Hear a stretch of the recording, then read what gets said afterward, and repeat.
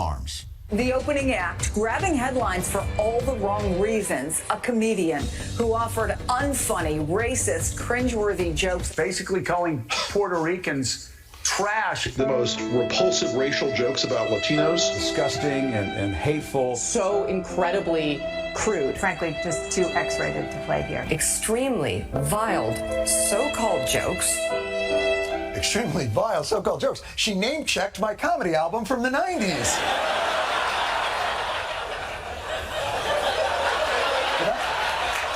Did I really?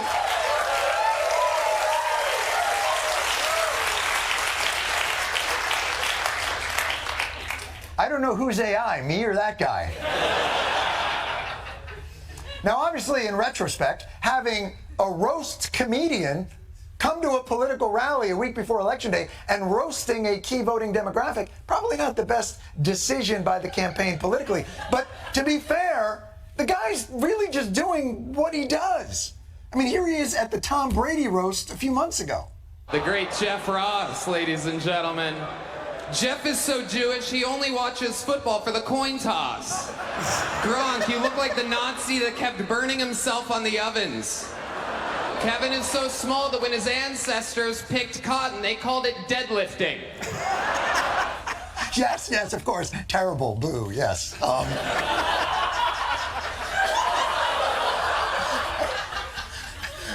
There's something wrong with me. I find that guy very funny. Hilarious. So, I'm sorry. I don't know what to tell you. Hilarious. I mean, bringing him to a rally and have him not do roast jokes, that'd be like bringing Beyonce to a rally and not have... Oh.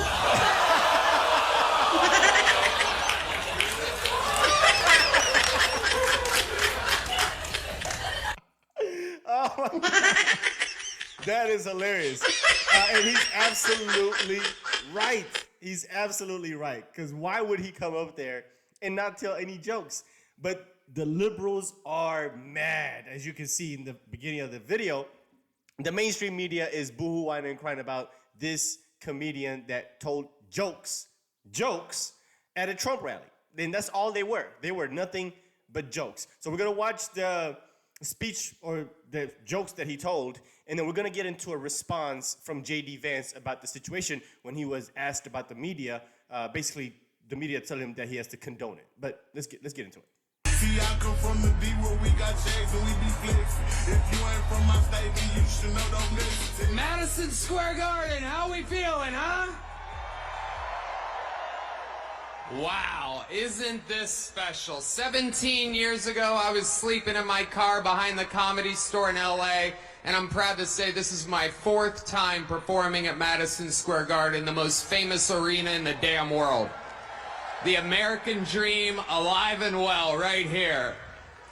This is very different than where I'm used to performing, though. I'm used to nighttime with people drinking, not so many babies in the crowd, and people that are obviously only here for Lee Greenwood tonight. Normally, I don't make my political beliefs a known thing. It's divisive for a comedian to do that, but just know I sleep well at night knowing who I'm voting for.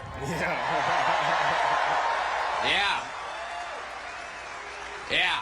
When I lay down and my head hits my pillow, it is a fantastic pillow, by the way. I was staying at the Four Seasons up by Central Park one night, and I laid my head down, and it felt so good, and I thought to myself, what an amazing pillow. I have a little bit of money now. I could buy a good pillow. And I took the pillowcase off, and there it was. My pillow, my pillow, my pillow. And damn it, I bought 4 of them. And if you use the promo code KILLTONY, you can also buy 4 my pillows. There's serious stuff happening, people. I live in the great state of Texas now. 18 years in Ohio, 20 years in California, and I got to see California turn to absolute horrendous thing. And traveling the world, I got to see San Francisco turn into one of the most demented cities, one of the greatest downfalls I've ever seen. And that is where the other candidate worked for 2 decades. And it's absolutely wild to see. And in Texas, stuff is really crazy. We're right there by a wide open border. Where are my proud Latinos at tonight? You guys see what I mean? It's wide open. There's so many of them. It's absolutely incredible. That is a good one. Believe it or not, people, I welcome migrants to the United States of America with open arms. And by open arms, I mean like this.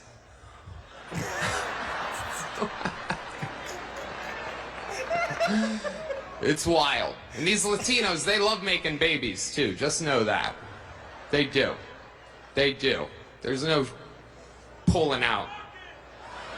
They don't do that. They come inside, just like they did to our country. Republicans are the party with a good sense of humor. That is a fact. Free speech is under attack, people. I host a show, and each week I get updates what words we're allowed to use and not use anymore. It's happening right now the past few years. It's a real thing. And, you know, you used to be able to tell people to Google stuff. My mom's a boomer in the state of Ohio, and there's no convincing her of anything. She's eating the cats. She's eating the dogs. They're eating the pets up there. It is absolutely wild times. It really, really is. And, you know, there's a lot going on. Like, I don't know if you guys know this, but there's literally a floating island of garbage in the middle of the ocean right now. Yeah. I think it's called Puerto Rico. Okay. All right. So we're going to pause it there. This is the joke that pissed everybody off. That one right there about Puerto Rico is what got the liberals heated. Okay, we're getting there. Now, again, normally I don't follow the national anthem, everybody. This isn't exactly a perfect comedy setup. There's some people here. All right, very good. I like it. I have other policies that I think it should be implemented as well. Like me personally, I think football should be all year round. Yeah. So many great athletes. I don't know about you guys, but I think that Travis Kelce might be the next O.J. Simpson. Wow. Wow. Feels good in here. The other side's got a lot of crazy endorsements. Swift, Eminem, Leo DiCaprio, Beyonce. Every day the Democratic Party looks more and more like a P. Diddy party. Oh, okay. Okay, that's what you guys want. All right. Heck yeah. It's cool. Black guy with a thing on his head. What the hell is that? A lampshade? Look at this guy. Oh my goodness. Wow. I'm just kidding. That's one of my... the media wasn't tripping about the P. Diddy joke. They weren't tripping about it. They didn't fact check the P. Diddy joke. Hilarious. My buddies, he had a Halloween party last night. We had fun. We carved watermelons together. It was awesome. You guys are... This is a groany little morning crowd, huh? Oh my God. It's tough to follow this audition for the next Commissioner Gordon's over here. It is, though. It's crazy times we're living in. I mean, all these pointless wars. It is unbelievable what's happening right now. It is incredible. Ukraine versus Russia, Israel, it's like bad soccer games. Who even cares? What are we doing? Why is our money involved in these wars? That is a bad soccer game. When it comes to Israel and Palestine, we're all thinking the same thing. Settle your stuff already. Best out of 3. Rock, paper, scissors. You know the Palestinians are going to throw rock every time.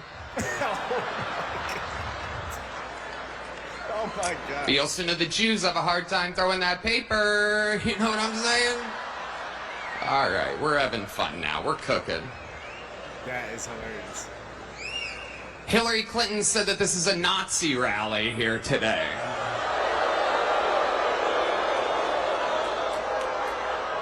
Can you believe that? For the most anti-war president of my entire lifetime, and she calls him Hitler. Let me remind you, Hillary, it was your husband who shot innocent people, or as he called them, interns. Yeah, Hillary, I bet you did not see that one coming. By the way, if I commit suicide in 3 weeks, I didn't. You're going to find him on a door handle. I mean, it's just obvious to me who the right candidate is. There's a guy out here dodging bullets. It is unbelievable, right?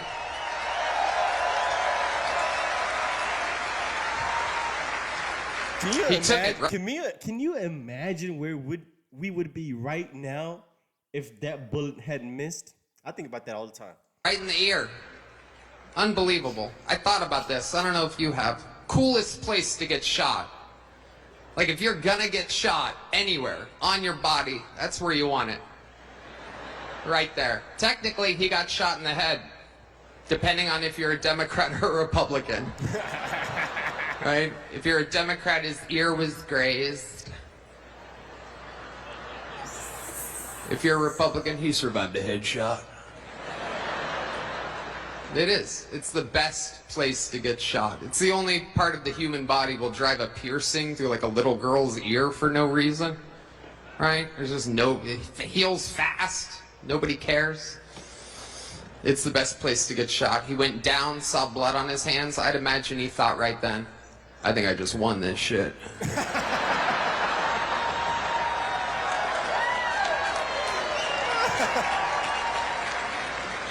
Stands up and says the most American words I've ever heard in my life. No. Before that, there was one more. Let me get my shoes.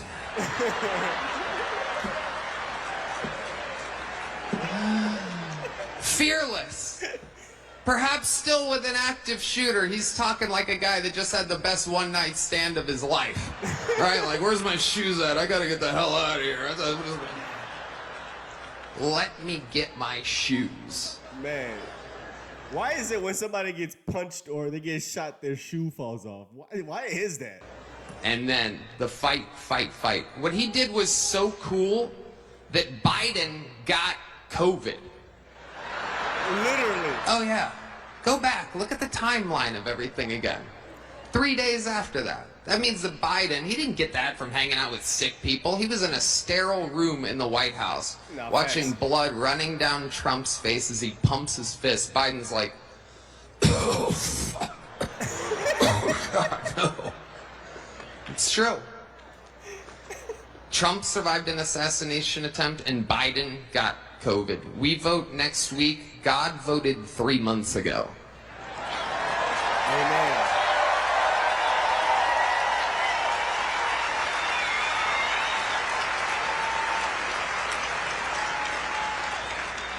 Another great Austin, Texas resident, Elon Musk, will be speaking here later today.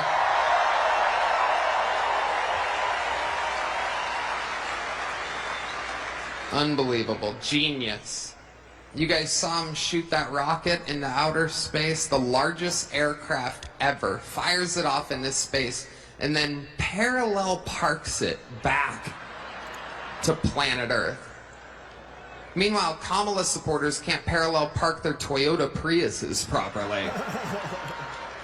Sorry, I listen to Elon Musk. I follow his lead. The world's smartest, richest man has my attention.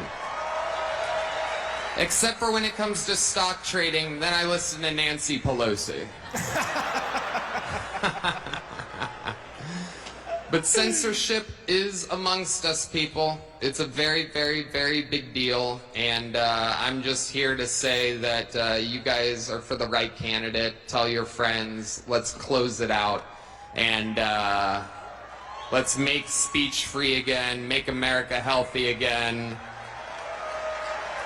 Let's beat the team from California. The team from New York should beat the team from California, not only in this election, but in the World Series of Baseball, America's sport. I love you, New York. God bless New York. God bless America. Let's make it great again.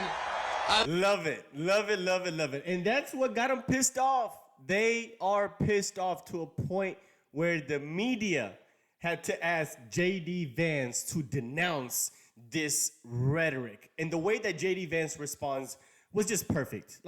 And this is once again why JD Vance is probably the best pick for vice presidential candidate. He knows how to articulate messages and check the media on their nonsense. Check out his response on this clip here. Last night during the pre-program, a comedian made several racist jokes that the campaign has since distanced itself from.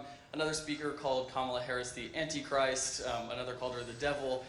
You've talked before about former President Trump being able to unite the country. I'm curious, as we are entering this last stretch of campaigning, this final week, is that the right tone to have started this final 8 days with? Wow. Well, first of all, I think that we've got to focus, Alec, I appreciate the question, but I think that we as a country, and I think that includes the press, it includes the Kamala Harris campaign, and it certainly includes our campaign, the way that we unite the country is to talk about the issues the American people care the most about. And what we're doing over the next 8 days is we're focused, laser focused, on how we're going to close the border, how we're going to make American lives more affordable again, how we're going to bring down the cost of housing. That's what we should be talking. I think a lot of Americans are sick of the distractions and sick of the BS. They want our candidates to talk about how they're going to solve the people's problems. And that's what we ought to do. Exactly right.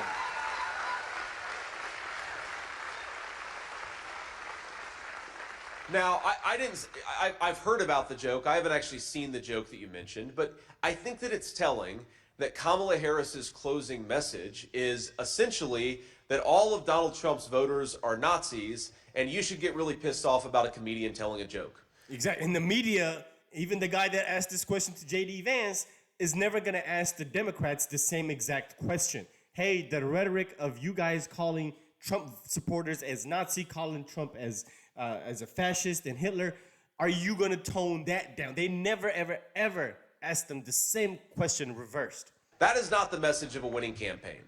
And most importantly, it's not the message of a person who's fit to be the president of the United States of America. And my own view on this is, look, again, I haven't seen the joke. Maybe it's a stupid racist joke, as you said. Maybe it's not. I haven't seen it. I'm not going to comment on the specifics of the joke. But I think that we have to stop getting so offended at every little thing in the United States of America. I'm so over it. Man. I mean, somebody sent me a couple days ago, and they were kind of pissed off about it. Maybe it was yesterday, of this comedian George Lopez, who had made a joke at a Kamala Harris rally. And he basically, the point was, he was trying to make a joke. It was against Mexicans, and I forget the exact context. But if you wanted to look at it a particular way, you could say that was a racist joke. And this person, in fact, was encouraging me to sort of, blow this up and make this about how Kamala Harris doesn't respect Latinos. And my response was, can we all just take a chill pill and take a joke from time to time? This is ridiculous. Our country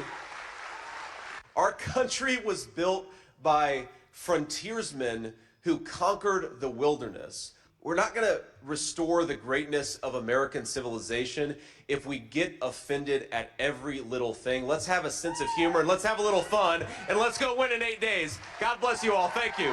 There you have it. And that is how you respond to the biased media. That was perfect. I love JD Vance and his responses every time the media try to get him in some type of gotcha moment situation. But you got to understand, this is the plan of the Kamala campaign, because this is the only thing that they have to stand on, is just demonizing Trump and his voter and trying to scare people away from voting, or scare people into voting for her. That's all that it is. They don't talk about the issues like he just said. They're not talking about the economy because they don't have a leg to stand on. They're not talking about the border. They're not talking about crime. They're not talking about foreign policy. They're only talking about how Trump is Hitler, he's a Nazi, his followers and his supporters are racist, and you should vote for me just because of that. That's it. That's all that they have. Period. But anyway, let me know what you guys think. Hope you enjoyed this video, and let's talk about it in the comment section. If you're brand new to the channel, consider hitting the subscribe button. I'll see you guys on the next one. Peace.